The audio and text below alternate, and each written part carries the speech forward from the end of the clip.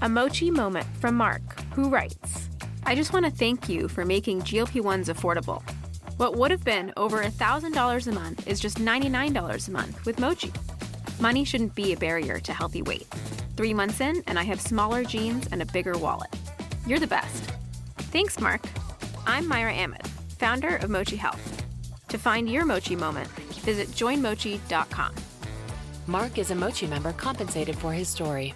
You're listening to this podcast, so I know you've got a curious mind. Here's a helpful fact you may not know yet. Drivers who switch and save with Progressive save over $900 on average. Pop over to progressive.com, answer some questions, and you'll get a quick quote with discounts that are easy to come by. In fact, 99% of their auto customers earn at least one discount. Visit progressive.com and see if you can enjoy a little cash back. Progressive Casualty Insurance Company and Affiliates. National average 12-month savings of $946 by new customers surveyed who saved with Progressive between June 2024 and May 2025. Potential savings will vary. Voices for Justice is a podcast that uses adult language and discusses sensitive and potentially triggering topics, including violence, abuse, and murder. This podcast may not be appropriate for younger audiences. All parties are innocent until proven guilty in a court of law. Some names have been changed or omitted per their request or for safety purposes. Listener discretion is advised. My name is Sarah Turney, and this is Voices for Justice. Today I'm discussing the abduction and murder of Adam Walsh. What happens when your child goes missing in a store? When you leave them in another aisle for just a few minutes, and when you return, they're gone. If you've worked for larger retail corporations like I have, you might be familiar with Code Adam.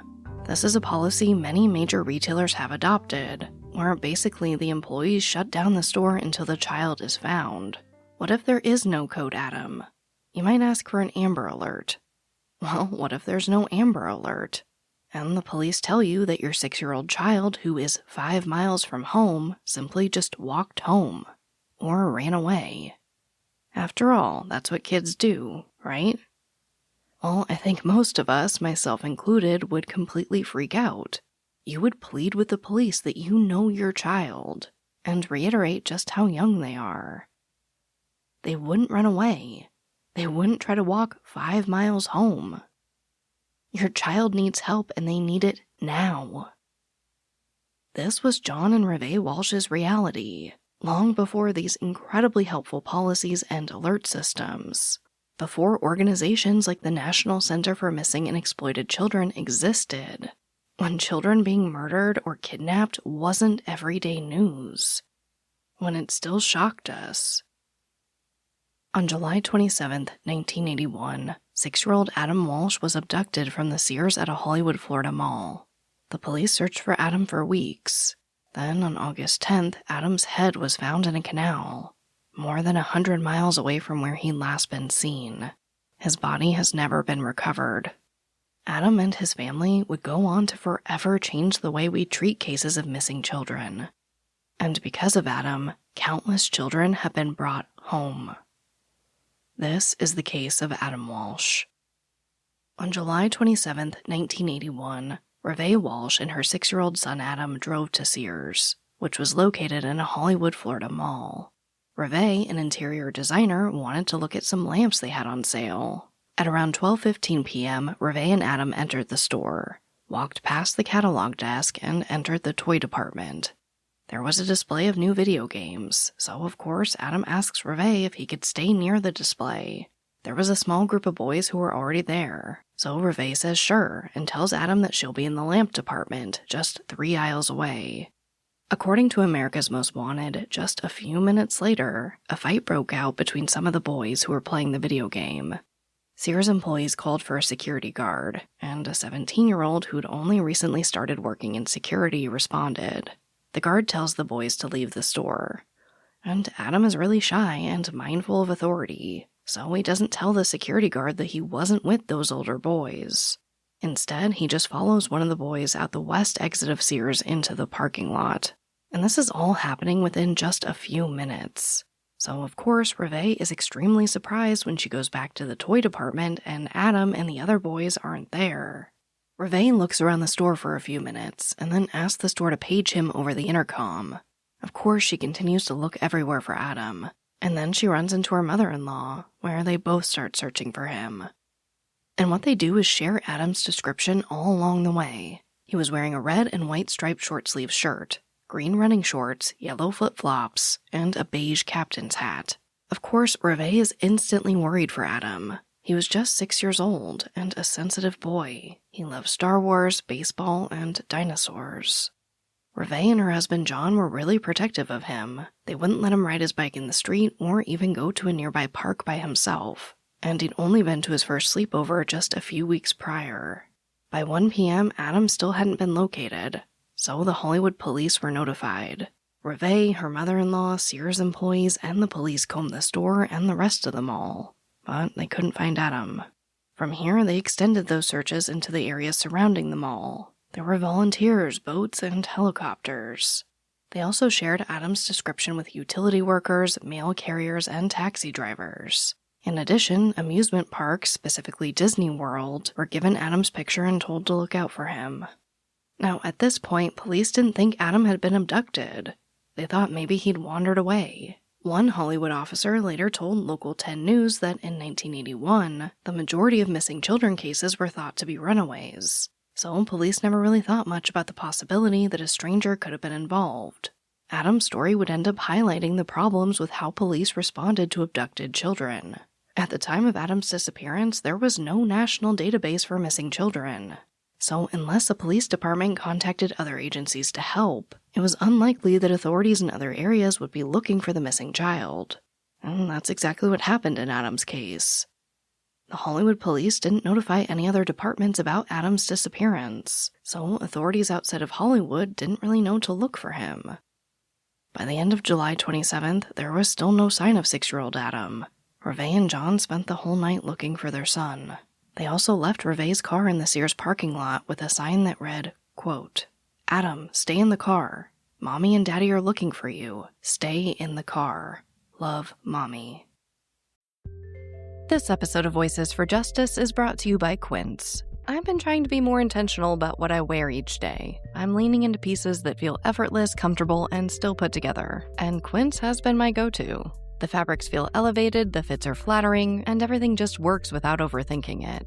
They use premium materials like 100% European linen, organic cotton, and ultra-soft denim. And the best part? Everything is priced 50 to 80% less than similar brands. They work directly with ethical factories and cut out the middlemen, so you're paying for quality and craftsmanship, not brand markup. I recently just ordered their tiered linen dress, of course in black. I wanted to pair it with one of my favorite pairs of brown wedges. The problem was, I didn't have a brown purse. So I got that from Quince too. It's one of my favorite outfits. It's easy, effortless, and feels amazing, especially as we're getting a little bit warmer here in Phoenix.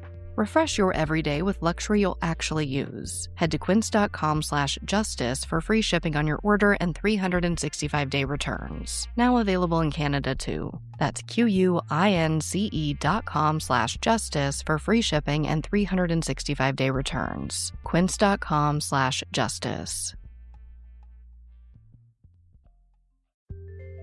This episode of Voices for Justice is sponsored by Chewy. If you have pets, you probably know about Chewy, and you also know that when they say that they have everything you need to keep your pet happy and healthy, they're not messing around. To keep them happy, Chewy has over 100,000 products from all the brands my pets love at prices I love. To keep them healthy, Chewy offers pet prescriptions, pet insurance, telehealth vet visits, and they're even rolling out vet clinics across the country. I've been shopping with them for a very long time. And in addition to the auto-ship feature that gets the dog's food to them every single month, I also love to experiment with different treats. But I'm a bit picky. For me, it has to be high quality with simple ingredients. I recently picked up treats from Shepherd Boy Farms that are 100% just chicken breast. Popcorn and Heber are already obsessed. Chewy has everything you need to keep your pet happy and healthy. And right now, you can save $20 on your first order and get free shipping by going to chewpanions.chewy.com/Sarah E. Turney. That's chewpanions.chewy.com/Sarah E. Turney to save $20 on your first order with free shipping. chewpanions.chewy.com/Sarah E. Turney. Minimum purchase required. New customers only. Terms and conditions apply. See site for complete details. The search for Adam continued the next day. There were police and hundreds of volunteers still looking in the areas around the mall. Police told the media that they still didn't have any indication one way or the other of foul play.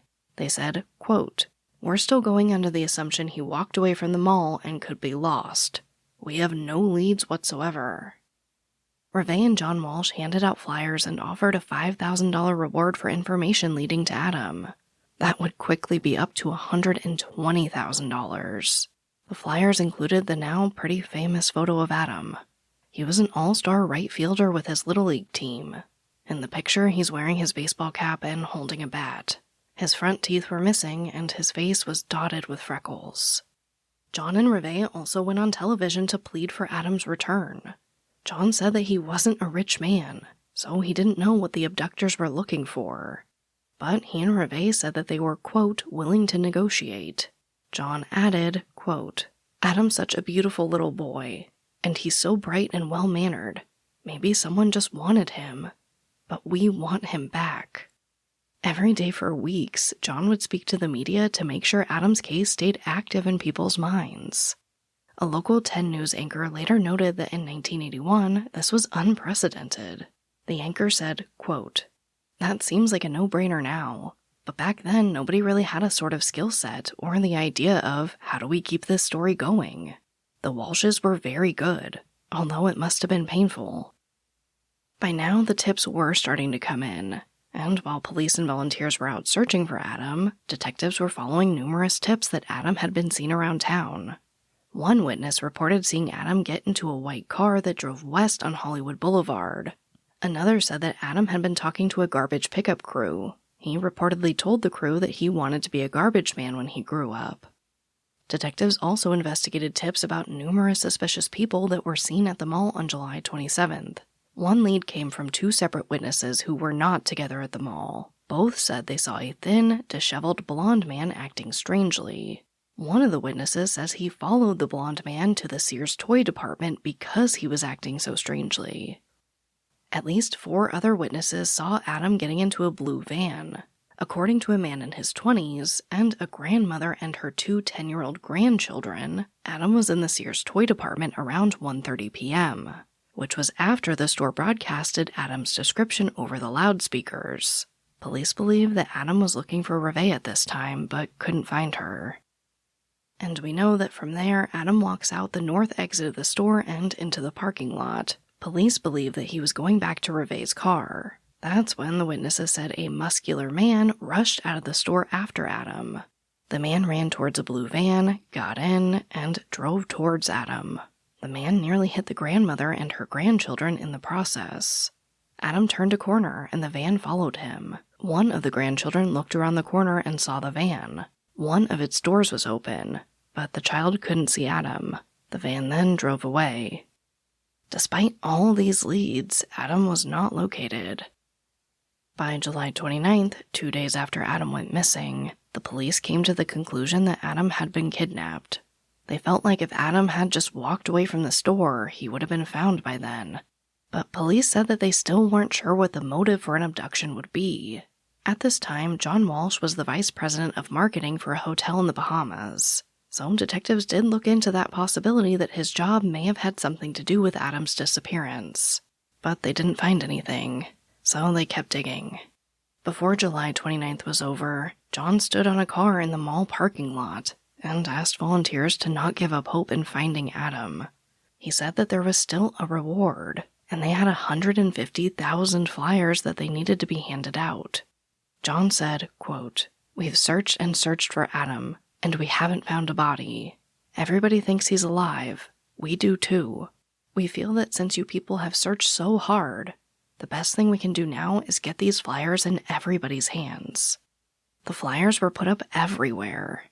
A local 10 News anchor later recalled seeing Adam's flyers. She said, quote, "There wasn't a place you could go in South Florida without seeing that all-American kid with the gap tooth and the baseball bat and the baseball cap on, smiling. He was the all-American little kid. It was on every toll plaza you went through. It was in grocery stores. It was posted on signs and streetlights. You couldn't forget it." 2 weeks after Adam's disappearance, they started focusing their attention on Adam's godfather, Jim. John had known Jim for around 12 years. He had lived with the Walshes for 2 years, before moving out just a few weeks before Adam went missing. Detectives thought the timing of his move was suspicious. They wound up questioning Jim 20 times. One of the investigators working on the case later told the local news that Jim had an airtight alibi, but it didn't matter to the lead detective, who he says was ignoring all other leads just to focus on Jim. This upset the Walsh family. Reve told the Indianapolis Star, quote, "There's no way Jimmy did it. He loved Adam. It's almost like they're trying to frame him." Reve explained the reason that Jim moved out.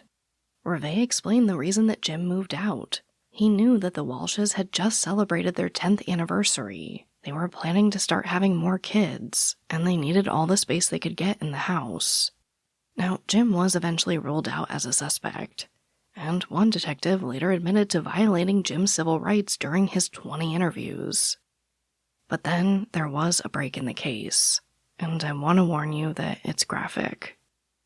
On August 10th, 2 fishermen found the severed head of a little boy in a canal. This was near the 1:30 marker of the turnpike near Fort Pierce, Florida.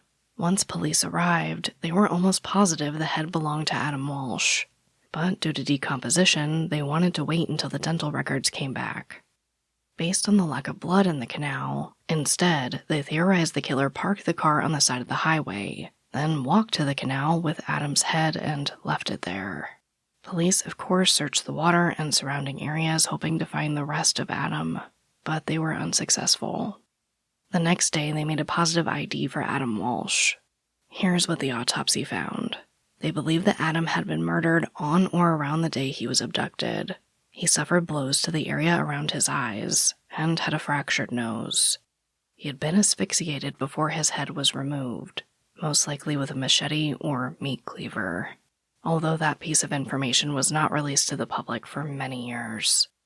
Following the identification, the Walshes spoke to the media. John broke down in tears and said, quote, "I don't know who would do this to a 6-year-old child. It's just beyond the realm of reality." Reve said, quote, "Adam was too good for this world, and he didn't deserve to live in this world. He's too good, and you know that only the good die young." And we know how the media is. The Indianapolis Star reported that Reve was icy and stone-faced. Within minutes of their interview, numerous people called the Hollywood police to report that Reve was the killer. Now, of course, both Reve and John were looked at, and detectives realized that Reve's behavior was due to shock, not guilt. A few days later, John spoke to the media again.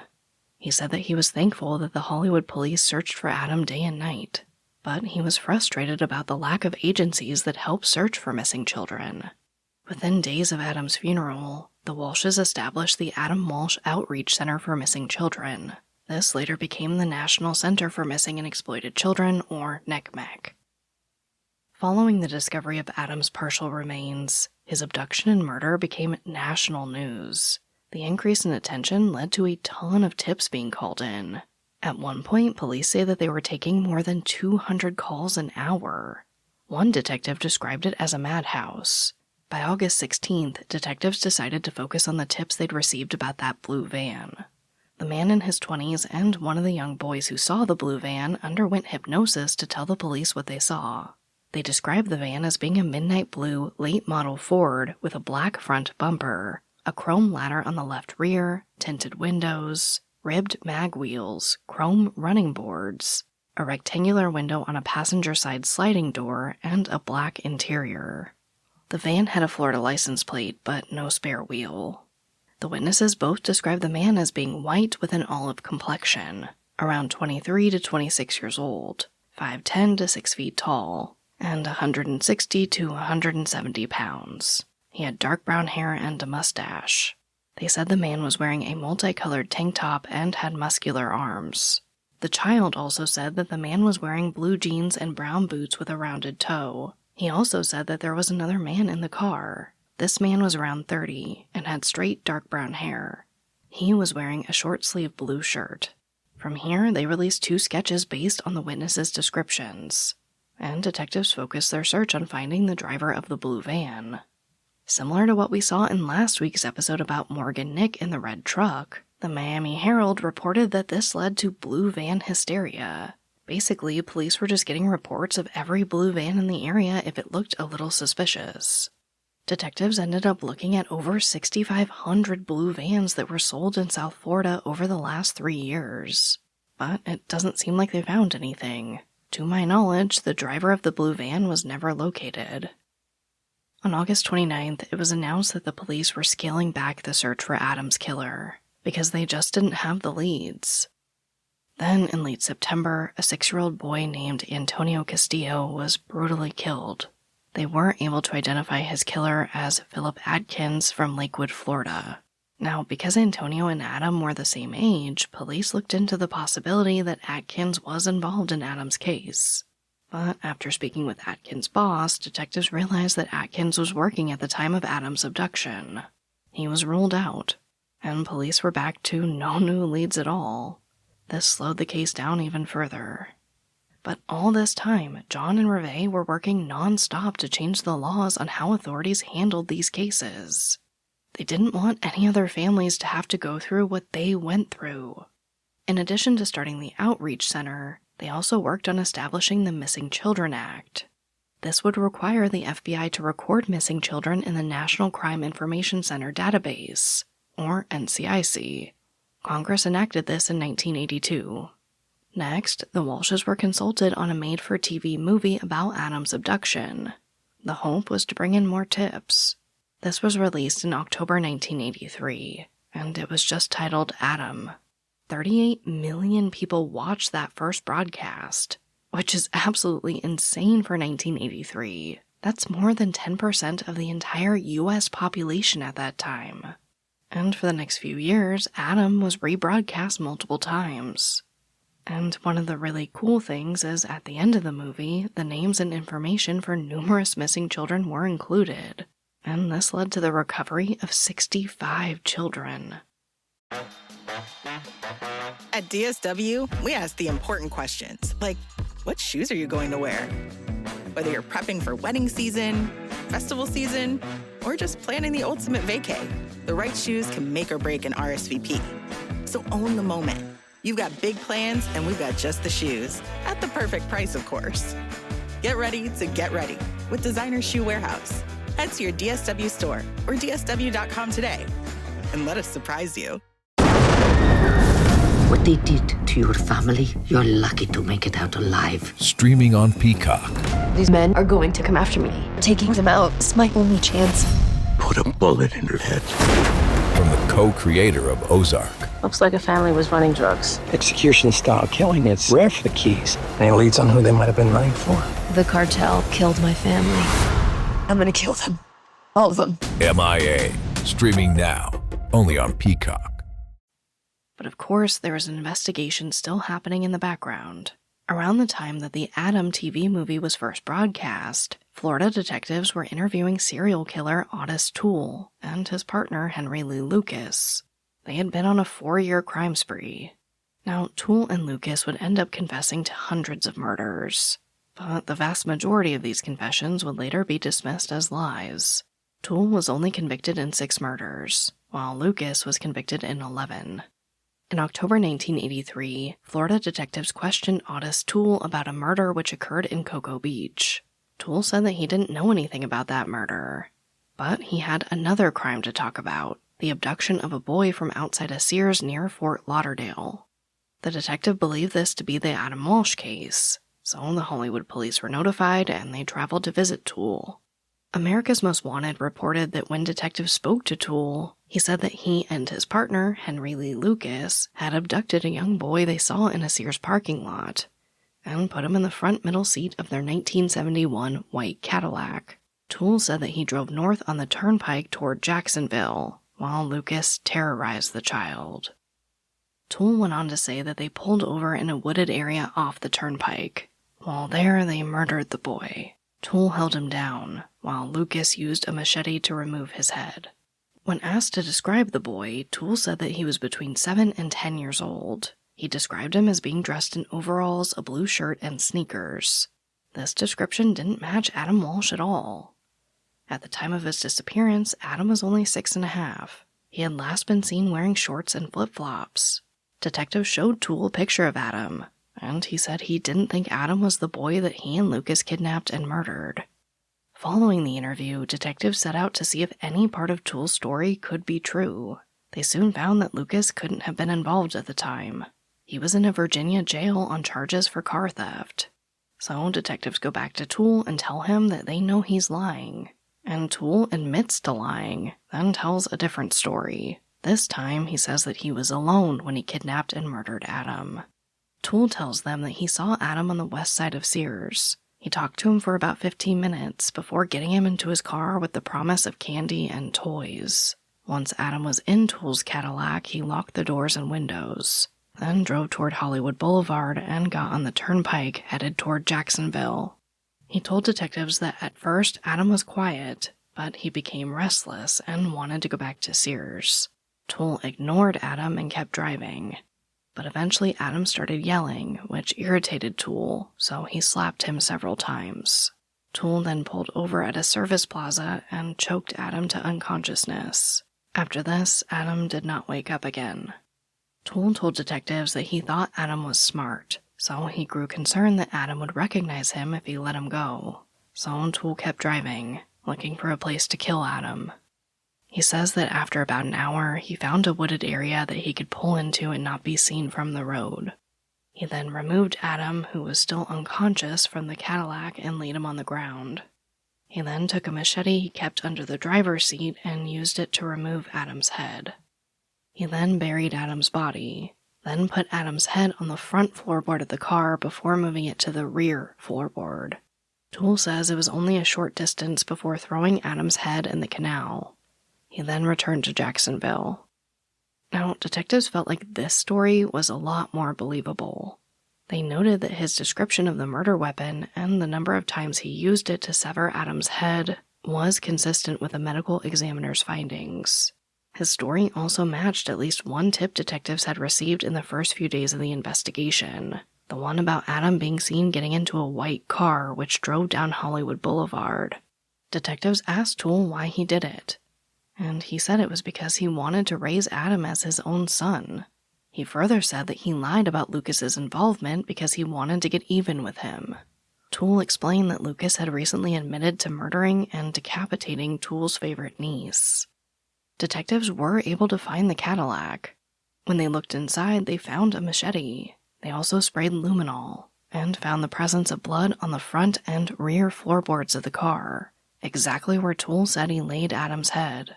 7 squares of carpeting were removed for further testing.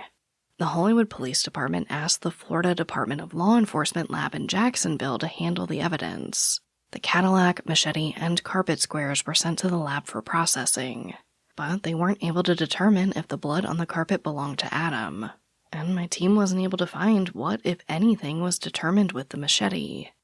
Before the month of October 1983 was over, Otis Toole was transported to Hollywood so he could walk detectives through the events of July 27, 1981. According to America's Most Wanted, Toole identified the correct Sears store where Adam was abducted, and the correct canal where Adam's head was found. Toole further showed detectives a wooded area where he said he severed Adam's head and then buried the rest of his remains.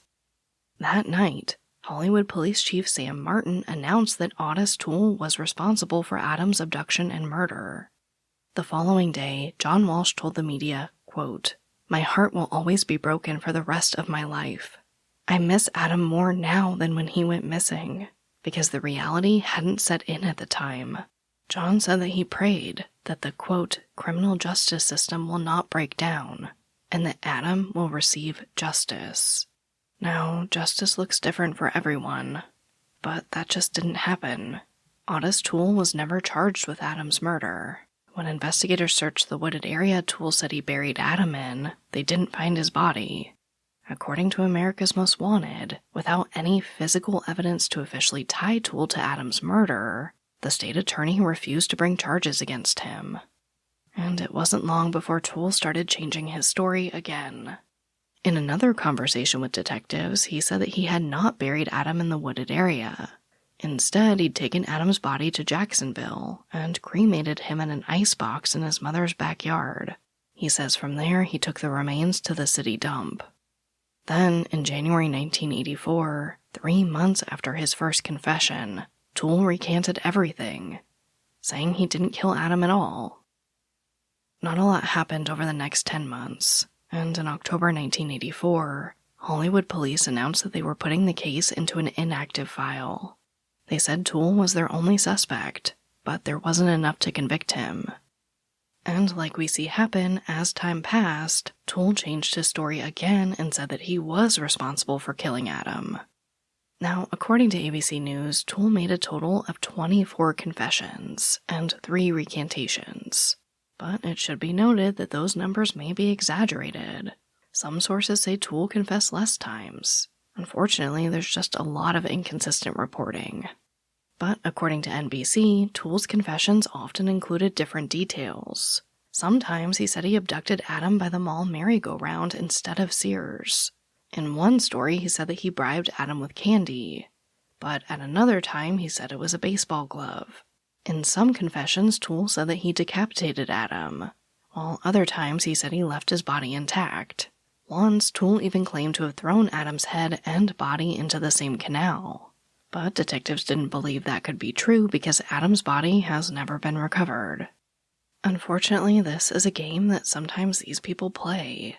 At one point, a detective from a county police department asked Toole why he kept recanting if he was truly responsible for Adam's murder. Toole replied that every time he told the Hollywood detectives something, they said he was lying. That made Toole mad, so he would just say, "You're right, I didn't do it." And unfortunately, the torment for the Walshes did not stop. In 1988, Toole writes them a very vulgar letter. He says he kidnapped, raped, and murdered Adam. He said that for $50,000, he'd tell them where the rest of Adam's body was located, but only if they didn't go to the police. John later told ABC News, quote, "I read that letter and went into the bathroom and threw up. I said, this son of a bitch. We have to figure out a way for him to tell us what happened." That same year, 1988, John started hosting America's Most Wanted, continuing his mission to help other families. Now, you guys probably know this, but the show would go on to help locate more than 1,000 fugitives, including at least 17 from the FBI's 10 Most Wanted list. And of course, tips were still coming in about Adam's case. 3 years later, in July 1991, serial killer Jeffrey Dahmer was arrested in Wisconsin. 2 Hollywood, Florida residents called police to say that they had seen Dahmer at the mall on the day of Adam's disappearance. These were the same people who called police about a thin, disheveled blonde man acting strangely in the mall. The one that was apparently acting so suspicious that someone followed him into the Sears toy department. Police interviewed Dahmer, and he said he did not kill Adam. Eventually, he was ruled out altogether. A month later, in August 1991, a Hollywood resident named William read an article about the 10th anniversary of Adam's murder. He came forward and told police that he saw Toole and Adam in Toole's car back in July 1981. William said that he was waiting for traffic to move in the parking lot when he saw Toole double park his car, get out, take a child by the hand, and open up the car. William was put under hypnosis, and he gave a perfect description of Toole's Cadillac, including a special dent that hadn't been made public.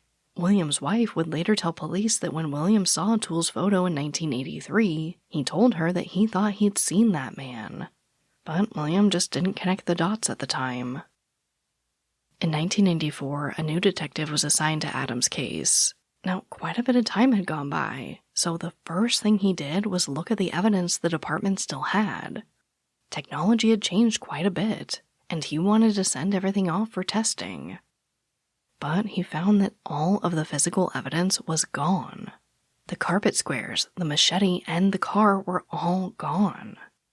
Apparently, because Toole had recanted, someone in Jacksonville felt that the evidence was no longer relevant, so it was thrown away. And the car was sold and later junked for scrap. So the detective worked with what he had, and when he was done looking over the case, he believed that Toole could be the person responsible for Adam's abduction and murder. The fact that Adam's severed head was found 124 miles north on the Florida Turnpike, which would add credence to someone from Jacksonville being involved, kind of fit. He further noted, quote, "All the reports I read indicated that Toole was accurate as far as where he pulled off and decapitated. And then he went farther north and discarded the severed head in the canal. All the reports indicated that he was apparently and pretty much accurate about the description." But still no charges against Toole were filed. And then, as we see happens all the time, in September 1996, Otis Toole died in prison. Following his death, Henry Lee Lucas told the media that Toole was responsible for Adam's murder. He said Toole showed him his remains, and they were in a shallow grave. He said he didn't say anything at the time because he didn't want to get involved. A year later, in 1997, John released the book Tears of Rage, and John harshly criticized the Hollywood Police Department's handling of Adam's case. He called it shocking, inexcusable, and heartbreaking. The Walshes later sat down with ABC's Nightline to speak about the investigation. They said that from the beginning they were disappointed with the Hollywood police. When Adam went missing, they just didn't take the case seriously enough. Then when Adam was found dead, the department botched the murder investigation. John called it, quote, "one nightmare after another." In the years after John released his book, he remained the host of America's Most Wanted. He and Reve also continued their mission to help make the world a safer place for children. In 2006, on the 25th anniversary of Adam's disappearance, President Bush signed the Adam Walsh Child Protection and Safety Act into law. The act expanded the National Sex Offender Registry, created a new child abuse registry, and strengthened penalties for crimes against children. Around the same time, the Walshes decided to hire someone to go over Adam's case, starting from the beginning. They ultimately hired Joe Matthews, a retired police detective who had briefly been involved in the case early on. He had been critical of how the initial investigation was handled, so John and Reve felt like he was a great fit. And Matthews found something major. Detectives hadn't developed a roll of film from Toole's car. This film had several photographs of Toole's car. In one photo, Matthews could see bloody footprints on the driver's side. In another photo of the rear floorboard, where Toole said he put Adam's head, he could see the bloody outline of a face. The Walshes did view this photo. Reve later told ABC News that she saw Adam's face in the photo. She said, quote, "To me, it was the one thing that a mother knows, is that this is their child, that this picture is their child. This is the piece of evidence that ties everything together for me. And I can go to my grave knowing that not only that I did everything I could, but that I found my answers in that photo." In the end, Matthews concluded that Toole was responsible for Adam's abduction and murder. He felt that all the evidence against Toole had been there the whole time, but the initial lead detective decided to ignore it and not focus on Toole. Now, of course, Matthews shares this information with the Hollywood police, and after going through everything, the new police chief, Chad Wagner, was also convinced that Toole was responsible. And then they finally announced it. On December 16, 2008, Chief Wagner announced to the public that Otis Toole was responsible for Adam's murder, and that the case was being closed. Wagner said the evidence was strong enough to have Toole charged prior to his death, and that he regretted that the case hadn't been closed earlier.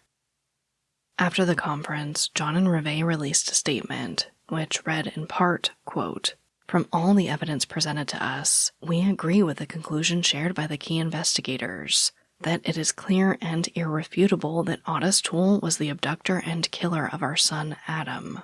We can now move forward knowing positively who killed our beautiful little boy.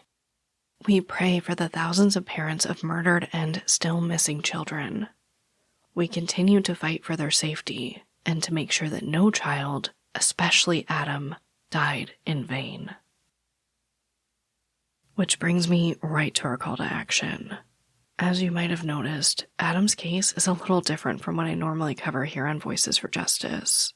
I know that there are a lot of theories out there about this case that don't always include Toole, but if John and Reve Walsh have made peace with the answers they've been given, I won't argue with that. I won't define what justice, answers, or closure looks like for them, because I can tell you that is a deeply personal thing. The reason I wanted to cover Adam's case is because you guys know I have a soft spot for these kids who set precedents.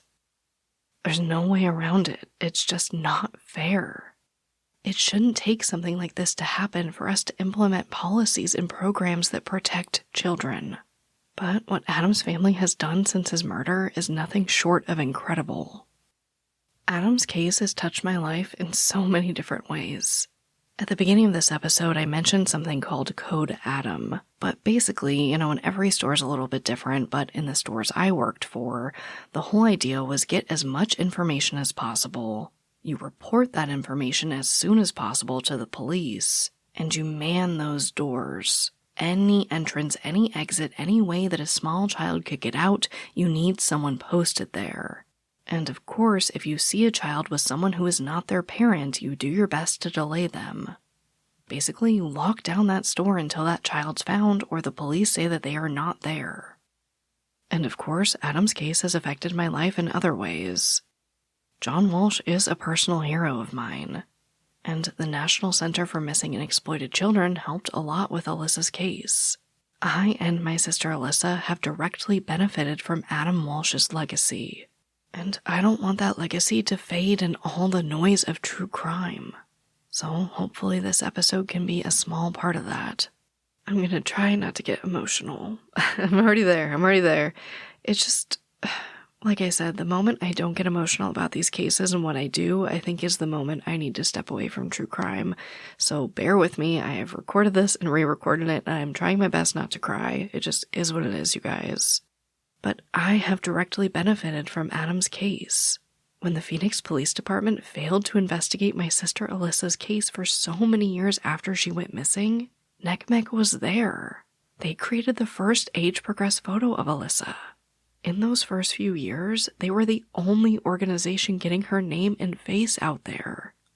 All while the police and local news just weren't pursuing it.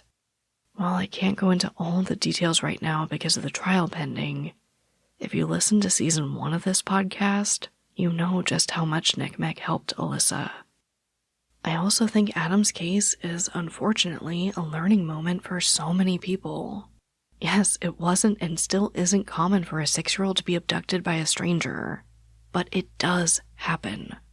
What looks like irrelevant evidence today could be extremely important in the future. And sometimes, even with strong circumstantial and, in my opinion, physical evidence, these cases never see a courtroom. Sometimes legal justice just doesn't align with common sense.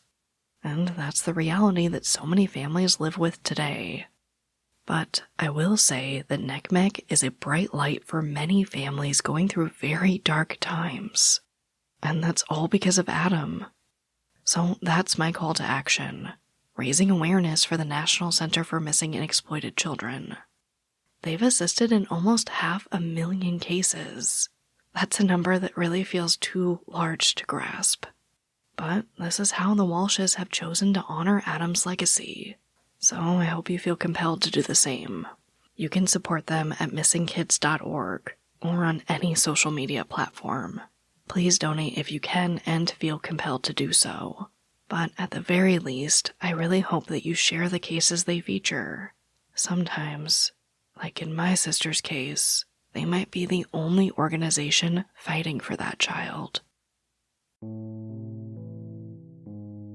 As a reminder, 6-year-old Adam Walsh went missing from a Sears store in Hollywood, Florida on July 27, 1981. While Adam's case is closed, I would be remiss if I didn't ask you to contact the FBI should you have any valid tips about his case.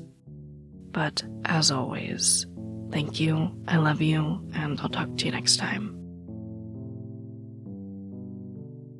Voices for Justice is hosted and produced by me, Sarah Turney, and is a Voices for Justice Media original. This episode contains writing and research by Haley Gray, with research assistance by Anna Laria.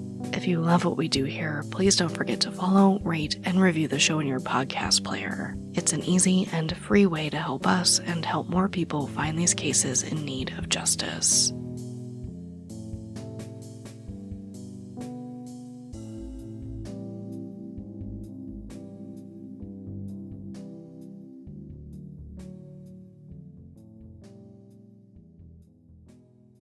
Starting a business can seem like a daunting task, unless you have a partner like Shopify.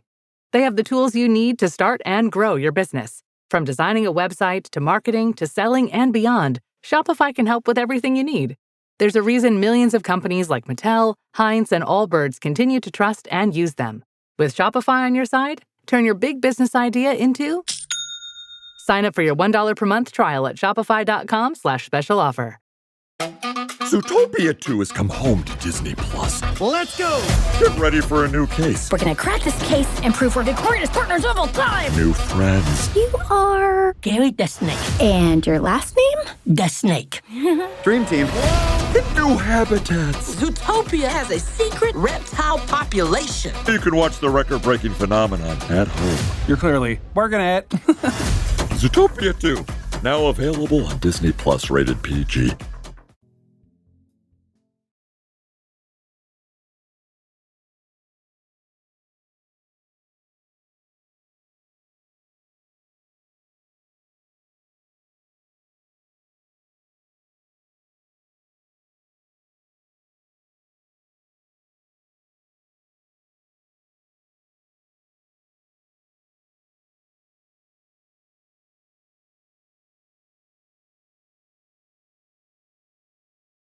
Welcome to the Secret After Show. The door to the studio, my spare bedroom is open, the air conditioning is on, and the dogs are in. Now, obviously, this was a tough one for me. Like I said, and I think that's when I really lost it, and I'll probably lose it again, just who I am, you guys. I feel that I have personally benefited from Adam's case. And because of that, I felt a responsibility to help continue this mission that his parents have set forward.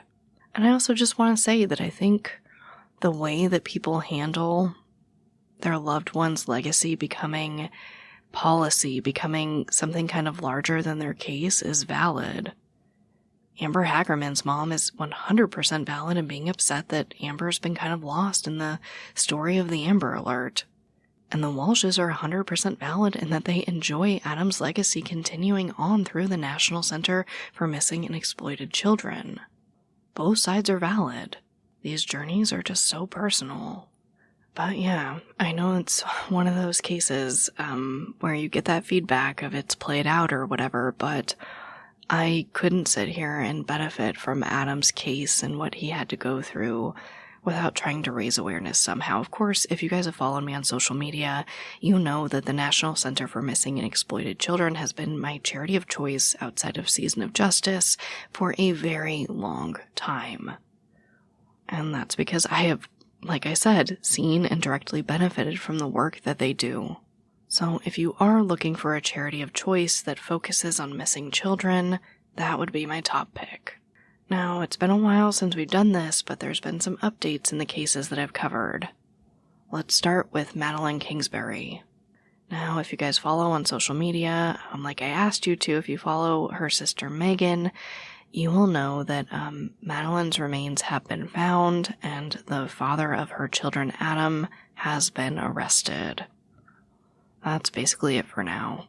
Again, I encourage you to go follow Megan. You can find her on TikTok under her personal account, which she doesn't mind you following there. That, you know, she gives updates. It's kind of for that, just like my personal account. Or you can follow them. I was like totally out of breath. This is what happens. I get so worked up and I get so out of breath. Of course, you can also follow the Facebook page and just show them some support. And next, if you haven't heard already, there's been a break in the Tara Calico case. Officials say that they have a suspect, and they think it might go to the DA soon. Again, that is really, really brand new, so there's not a ton more information, and I don't want to report what I've seen that's a little conflicting, so you can follow that on your own. Otherwise, keep checking back here for more solid updates. Now, I want to talk about a new segment I'd like to introduce here in the Secret After Show. Now, I feel like because I primarily focus on, unsolved cases, I don't really get to tell you guys a lot about the hope, right? I only do usually these big updates like once a year. I don't like making an entire episode off of an update, especially when the case is now closed.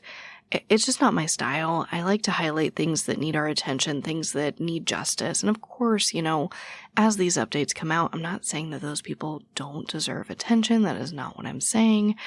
I am saying I make true crime content to advocate for cases that need help, that need justice. That's my focus. And I don't know, I might do in the future, maybe in special cases. And I have played around with ideas, ways to do it, I should say. But for the most part, when there's like a huge update in the case, it doesn't make me feel good as a creator to make an entire episode off that content, to tell you everything that you already know, everything I already told you in the episode before, and kind of end it with like 10 to 15 minutes of an update. I don't like that feeling, so I do not do it. But I think here in this after show moment, I have an opportunity to bring you stories of hope, things that happen in true crime that are good, things that can help us keep that hope alive, keep it, well within our hearts. And something really, really amazing happened this week. I'm super excited about it. So if you guys follow me on social media, and I touched on it in a recent disappearances episode, but I have been talking about the Indian Child Welfare Act. Now, there are a ton of creators out there that can, and indigenous creators that have been very, very vocal that I encourage you to follow. I've been posting their TikToks on my Instagram left and right, which I know posting TikToks on Instagram is like a whole thing, whatever. All I'm trying to say is I encourage you to go on TikTok and just, if you use TikTok, I'm not trying to pressure you. I'm just saying that's where I know a lot of these videos live. I can't say the same for Instagram or Twitter because they are inferior apps. I'm sorry I had to say it.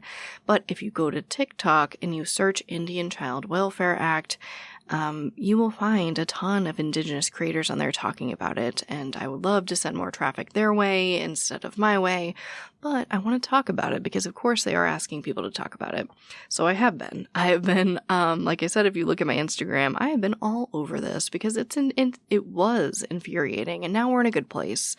This is our segment of hope. This is new for me. I'm trying to be hopeful, at least in this segment. So, oh my gosh, you guys, I do not know what I'm saying today. Anyway, this is our segment of hope, which again, just like this after show, is not named well. We'll have to work on that. But basically, if you guys are not familiar, there is something called the Indian Child Welfare Act. And this was enacted like 50 years ago to basically remedy all these laws and policies that would allow the government to take indigenous children away from their families, right? This is why we saw so many boarding schools, or residential schools, Basically, kids were being taken from their homes in just crazy numbers, right? And placed with non-indigenous families, and it's a way to kind of wash out their culture. Let's be real. So, because the world is ending or whatever is happening, the Supreme Court was basically, you guys, I'm so bad with government, so please forgive me. I had a really, really bad education, which is not an excuse because I'm so old, but bear with me.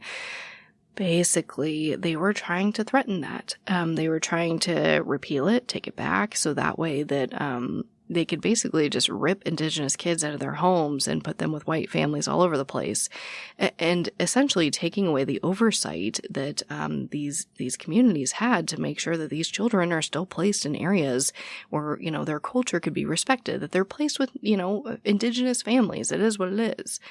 But everyone was scared that this was going to be repealed. They're like, no way, it's going away.